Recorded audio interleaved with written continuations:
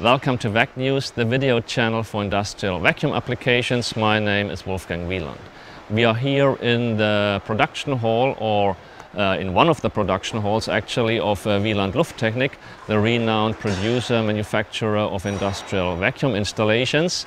And today is a real highlight. It's also a highlight for me actually. It's really a special day today because it's not every day that I can get my hands on a unit like this here, which is not only, as you can see, consequential in size, but also packed with everything that is possible today in terms of technology, in terms of function, and especially safety.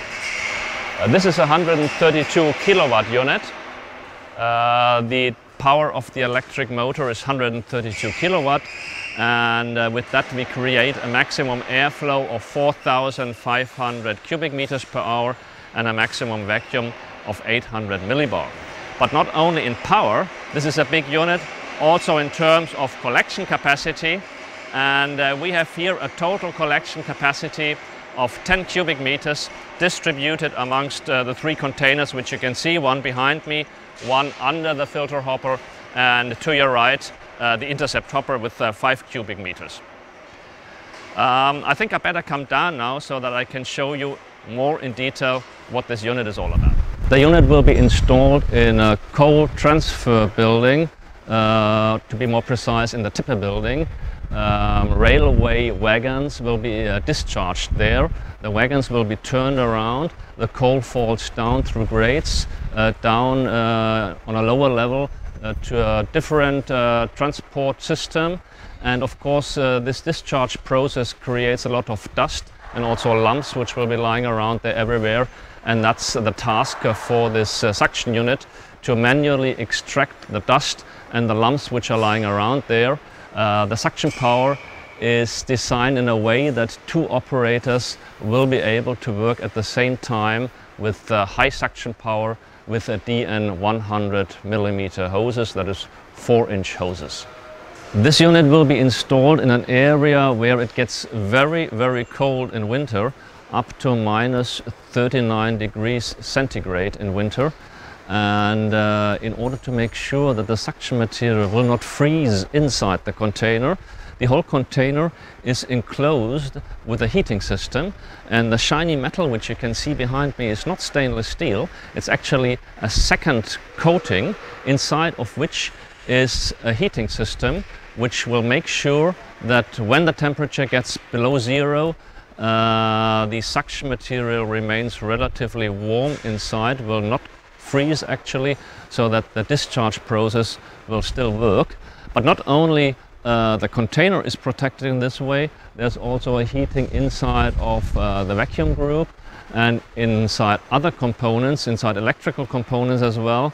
And it's not only a question of heating, although the steel in itself needs to resist to these very, very low temperatures. So this is a special steel which will keep its strength, its characteristics, also at very, very low temperatures. Coal dust is of course an explosive suction material, and therefore this unit needs to be equipped with an explosion protection system, and this consists actually of various components. What you can see behind me here is the intercept hopper, and on top of the intercept hopper you will recognize two explosion pressure relief valves. In case of a dust explosion in the collection container in the intercept hopper, the explosion pressure goes to the outside without creating any damage, and the explosion flame is retained by the flame retention system which is installed here, so that a secondary explosion cannot be triggered by the explosion flames if explosive dust should be outside of the collection container. The explosion flame can return into the suction line, which you see here, and in order to prevent the explosion flame from going into the suction line and coming out at the end of the suction line, we have here an explosion return flap. In case of an explosion in the intercept hopper, this flap will close so that the flame of the explosion cannot go into the suction line actually. The same system, bit different, is installed between the intercept hopper and the filter hopper. On top you see an explosion chimney. This component will actually open up in case of an explosion, so that the explosion flame will go to the outside and not go into the filter hopper and create another explosion there. Still, it could happen that an explosion might occur in the filter hopper, for example, if a hot material, hot component should be sucked into the filter hopper, and therefore there are also explosion relief valves too actually installed at the filter hopper. At the top of the filter hopper you might just be able to recognize one of these explosion relief valves. There are also quite another number of components, electrical components, to make sure that the unit switches off in case of an explosion, and also all sorts of safety equipment which makes sure that all openings, discharge openings, are closed during the suction work, so that in case of an explosion flame cannot get out there. So all in all, it's quite a sophisticated system which really puts the safety level in terms of explosion protection at the maximum. The unit consists of several main components. You can see here the explosion protection flap. That is actually the suction line. This flap will be installed at the customer's site, and then the suction line will arrive here at this flap. Next component connected to the flap with a flexible hose is the pre-separator with a collection capacity of 5 cubic meters. The suction material goes into the pre-separator, remains there, and only a small percentage of fine dust will go through to the filter hopper. As you can see, this is a mobile unit. That is because the discharge area is not where this unit will be installed, but at another area, and there will be a forklift truck which picks up the intercept hopper when it's full, transports it to the discharge area, and the dust or the coal will be discharged there. The fine dust will go through this connecting pipeline to the filter hopper behind me, remain there with a collection capacity of 1000 liters, and when this is full it can be discharged with a discharge gate, a discharge slide gate, into this transport container, which once again will be transported to the discharge area with a forklift truck. This has a collection capacity of 4 cubic meters. Here you can see the actual vacuum unit with the 132 kilowatt electric motor inside, and the vacuum pump and everything which is necessary to operate the vacuum pump. I will show you this a little later more in detail. And then behind me you can see the electric control unit, which will actually not be installed here, but in a special electric control room at the customer site, so not near here the vacuum unit. That's why we have separated the main control unit and this control box, which is installed at the unit itself, which contains all the main components, the buttons and lights, so that you can actually see what the situation at the unit is at the specific moment. I will show you the main components now a little bit more in detail. Behind me you can see the pre-separator or the intercept hopper, as we also frequently say, with its filling level probe here. There's no filter inside, so that this intercept hopper can really be filled almost up to the top. And then we have 5 cubic meters, 5000 liters of collection capacity here.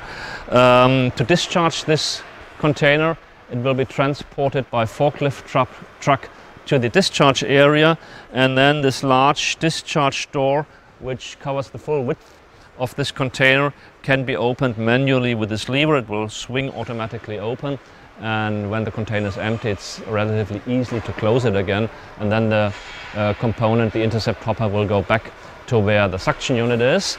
And here this container is actually not a vacuum container. As I explained, this is just a transport container for the suction material, which comes from the filter hopper above into this container. It's a transport container to transport the material, the fine dust, also to the same discharge area. And we have the same discharge system here with this manual lock. As you can see here, this is the system for the forklift truck driver to get the container back in the right position. It will actually be bolted here to the ground and make sure that this unit is always at the right position, installed directly under the opening of the filter hopper. Another important piece of equipment is the safety filter, which is inside here. During operation it is always possible that due to wear the main filter gets a hole, and then fine dust would be sucked into the vacuum pump. This must not happen. These rotary piston pumps are quite sensitive against foreign particles, and that's why we always have a safety filter in front of our vacuum pumps to make sure that no fine dust, no components can actually get into the vacuum pump. A lot of other components are installed here to maintain a high level of safety. Electric components and mechanical components to make sure that the temperature inside the pump does not get too hot, that the pressure is always in the right range, and so we have an overall high level of safety at this unit. I'm here at the intermediate platform, maintenance platform, where the maintenance is done of the discharge slide gate here and also of various components of the heating system. Maintenance is a very important aspect, not only for this customer, for all customers. You saw the large maintenance doors at the vacuum unit. Also at the other side of the vacuum unit there is a very large maintenance access, so that maintenance can be done in an optimum way there. Also here at the filter hopper on this first platform, intermediate platform, and on the upper platform as well. The maintenance platforms go all around so that everything which is necessary can be done in a good and especially in a safe way. This is really a very complex unit. Everything which is possible today in vacuum technology has been done here, and I'm convinced that our customer will be very, very satisfied with this unit. I hope that you are also satisfied with what you saw today.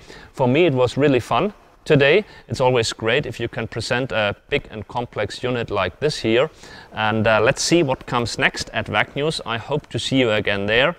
Well, bye bye, see you then.